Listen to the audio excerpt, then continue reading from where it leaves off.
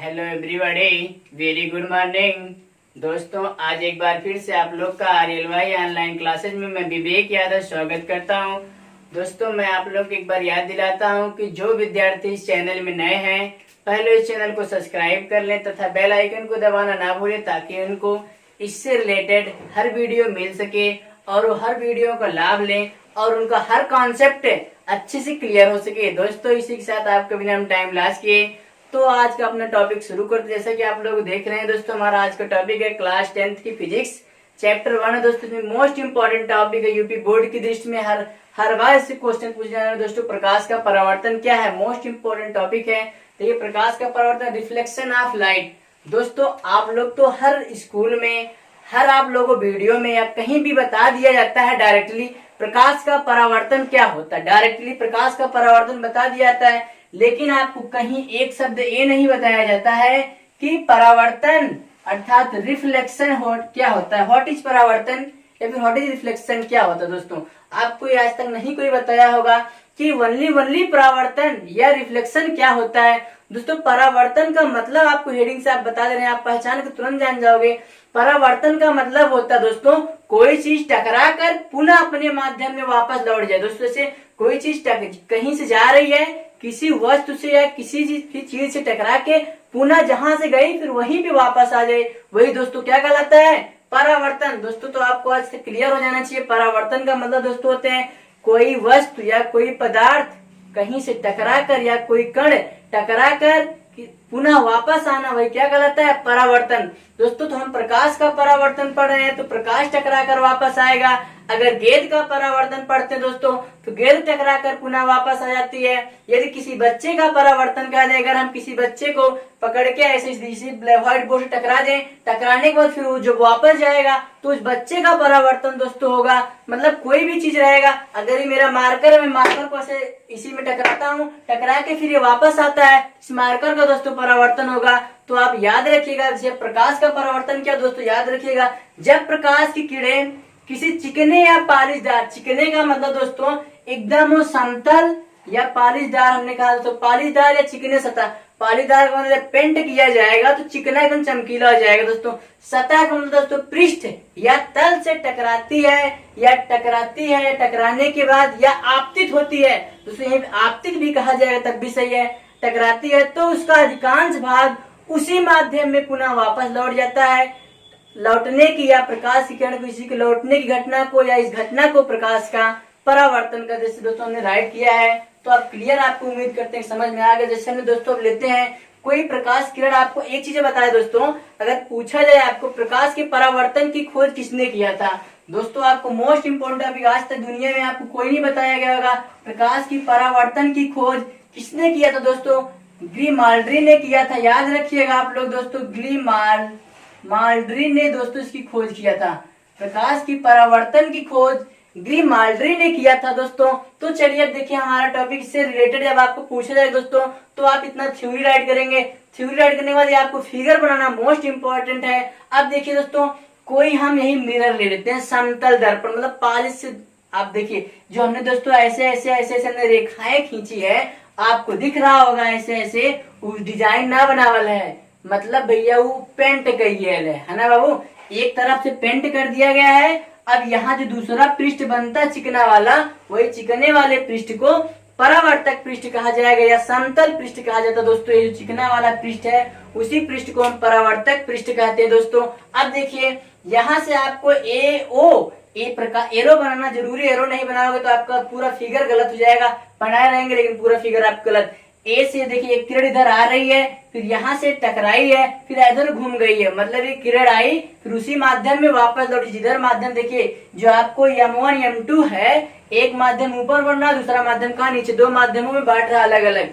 तो यही दोस्तों है M1 O जो होगा आपतित किरण है, टकराने के बाद उधर परावर्तित चल गई, तो इसी बिंदु से एक हमने अभिलंब बनाया जिसको n से व्यक्त किया है नॉर्मल अंग्रेजी। तो और आपको देखिए अभिलंब और आपतित किरण के बीच में एक कोण I है, इधर आपको कोण R है, I को आपतन कोण, R को क्या कहते हैं, परावर्तन कोण। दोस्तों आपको फिगर उम्मीद करते हैं क्लियर हो गया होगा।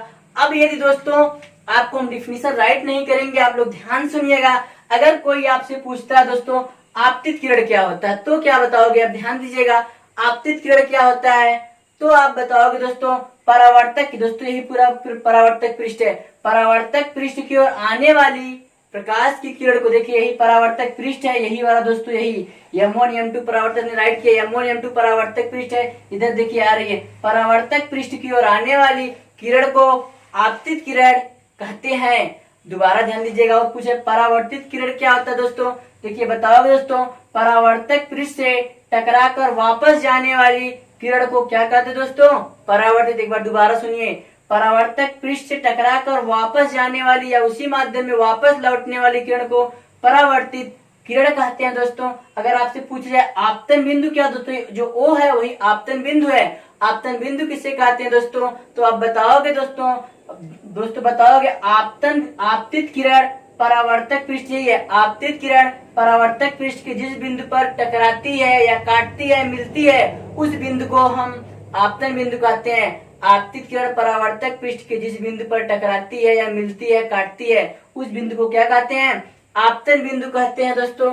अगर आपसे पूछा जाए इसके बाद आप दोस्तों अभिलंब क्या होता है, अभिलंब का मतलब दोस्तों नॉर्मल अंग्रेजी होती है दोस्तों, तो आप बताओगे दोस्तों परावर्तक पृष्ठ के लंबवत, देखिए अभिलंब और इस पृष्ठ के बीच जो काले से बनाएगा उसके बीच आप कितना कोण बनना चाहिए दोस्तों, 90 डिग्री बनना चाहिए। दोनों के बीच का कोण कितना होगा, 90। देखिए ध्यान से बताओगे, अभिलंब से समझेंगे, अभिलंब उस पर लंब डाला गया है। देखिए बताओ दोस्तों परावर्तक पृष्ठ के लंबवत तथा आपतन बिंदु से खींचे गए वक्र को या रेखा को, देखिए बताओगे दोस्तों परावर्तक पृष्ठ के लंबवत तथा आपतन बिंदु से खींची गई रेखा को हम क्या कहते हैं, अभिलंब कहते हैं दोस्तों। ध्यान दीजिएगा।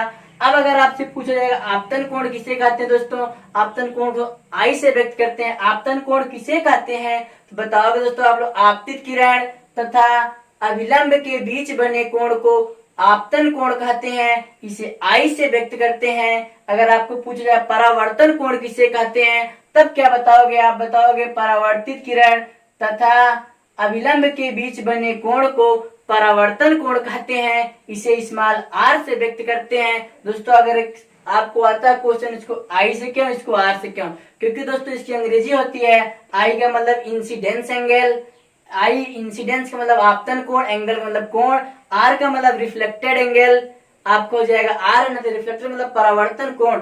दोस्तों अब इसके बाद आपको आएगा प्रकाश के परावर्तन के नियम। तो दोस्तों आप लोग इसका स्क्रीनशॉट ले लीजिएगा। देखिए आपको अगला होगा प्रकाश के परावर्तन के नियम, इसको हम इरेज करते हैं दोस्तों, ध्यान दीजिएगा आप लोग। देखिए दोस्तों आपका अगला हेडिंग होगा प्रकाश के परावर्तन के नियम, law of reflection of light, चाहे लॉ कहिए या रूल कहिए या प्रिंसिपल भी कहिए, राइट होगा दोस्तों, तो इसमें कोई बात नहीं। प्रकाश के परावर्तन के दो नियम होते हैं, जैसे कि आपको हमने बताया ना, प्रकाश के परावर्तन खुद किसने किया था, ग्लीमार्ड्री ने किया था। दोस्तों ध्यान दीजिएगा और याद रखिएगा, आप लोग अपने दोस्तों से पूछिएगा भी कि देखिए कितने लोग डिफिनीशन को बताते हैं और उसकी खोज किसने किया दोस्तों। तो चलिए प्रकाश के परावर्तन दोस्तों दो नियम होते हैं।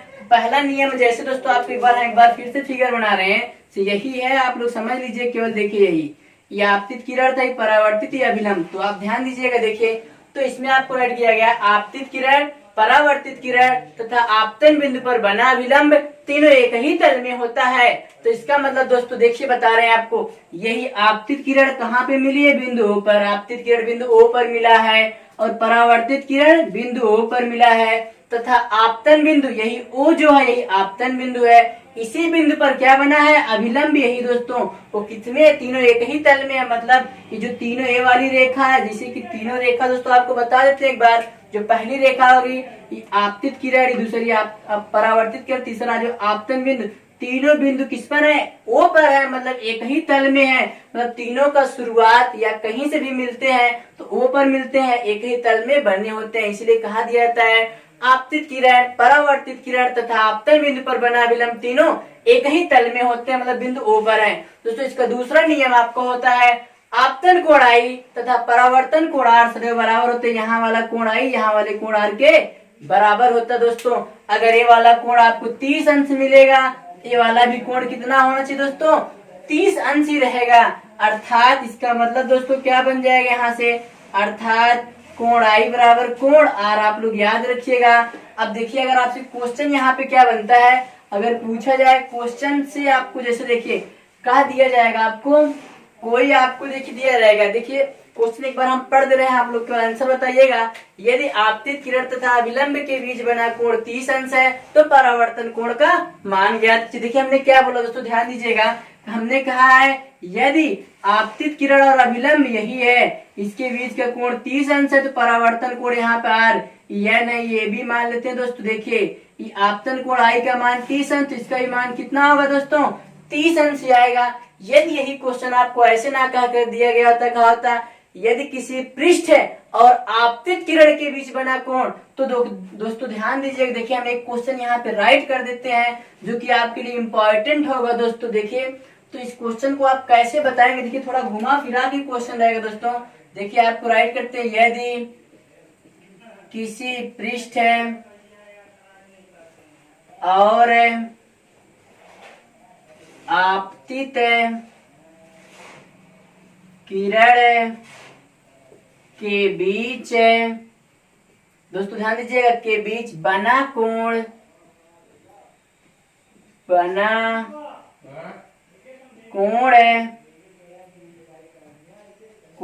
20 अंश है तो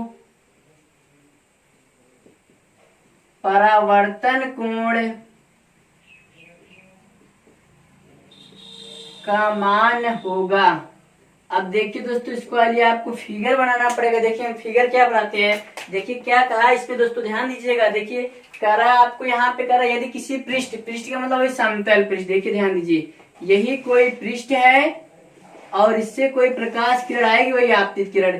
इन दोनों के बीच जो कोण बना वो कितना दिया गया है, यही भैया ए वाले पृष्ठ, इस आपतित किरण 20 अंश। तो यहाँ से आपको एक अभिलंब बनेगा ऐसे दोस्तों, सीधे यहाँ से अभिलंब बनेगा जो कि पृष्ठ के लंबवत होगा, और यहाँ से आपको जाएगा इधर परावर्तित किरण। दोस्तों आपको ये वाला कोण आई रहेगा और ये वाला कोण आर। तो आपको आर पूछा है, जब पहले आई निकालेंगे तब भी आर निकलेगा। अब देखिए यहाँ से शर्त क्या बनती है कि आपको अभी हमने बताया था जो अभिलंब होता है, अभिलंब और इस पृष्ठ के बीच कितने कोण बनता है, 90। तो ए आई वाला कोण वाई वाला दोनों जोड़ देंगे, यम मान लेते हैं, M1 M2 मान लो थोड़ी देर के लिए, ठीक है। तो ए वाले कोण का और ये वाले कोण का योग कितना दोस्तों होगा, 20 अंश, मतलब 90 अंश दोनों का। तो दोस्तों आप पूरा राइट कर देंगे दोस्तों। देखिए कारण है पृष्ठ और आपतित किरण, तो ये वाले पृष्ठ और ये वाले आपतित 20 है, पूरा 90 में से घटा देंगे दोस्तों, इसलिए देखिए पूरा 90 बनेगा। आई बराबर हो जाएगा 90 माइनस 20 बराबर कितना दोस्तों, 70 अंश। इसलिए आपको पढ़े होंगे दोस्तों कोण आई बराबर कोण आर, तो इसलिए कोण आर बराबर कितना हो जाएगा, 70 अंश दोस्तों। This is right answer. तो आप लोग ध्यान दीजिएगा दोस्तों, अगर ये आपको वीडियो अच्छा लगा दोस्तों लाइक करिएगा और शेयर करिएगा दोस्तों। तो दोस्तों आज के लिए इतना ही, धन्यवाद।